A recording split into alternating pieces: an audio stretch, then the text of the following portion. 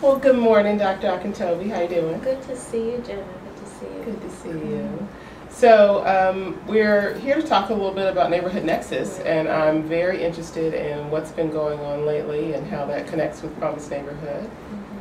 Morehouse School of Medicine, PRC, Prevention Research Center, our focus is on addressing health disparities, particularly here in metropolitan Atlanta, and really using data and translating that to communities in ways that they can use.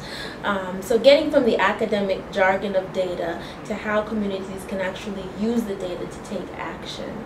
And that's why this partnership with Neighborhood Nexus was so important and so valuable, because it created a product that put all of this data on this particular community in one place.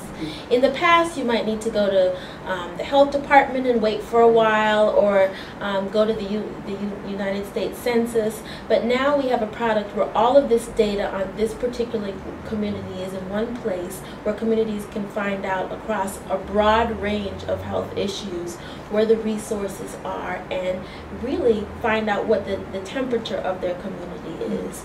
And that's something that we've not been able to have in one centralized place. So I see that really as a value. And Ginneh, I know at United Way, in your role, there may be some ways that you see this as valuable. So what's United Way's position and aim as relates to that? Well, our main focus is on ensuring that the community thrives, and that really is about finding the best practices and making sound investments in income, education, health, and homelessness. And the idea of having data to make those decisions is really important as a funder. It's also important when you're trying to get leaders very involved and making change. You have to know where you're changing, what you're coming from, and where you're headed. The piece that we were looking at the other day that showed the maps right beside the data was really nice to see. I don't know that we've had any other examples where we had the assets and the needs data together. Exactly. And I think that's one of the biggest products of this work.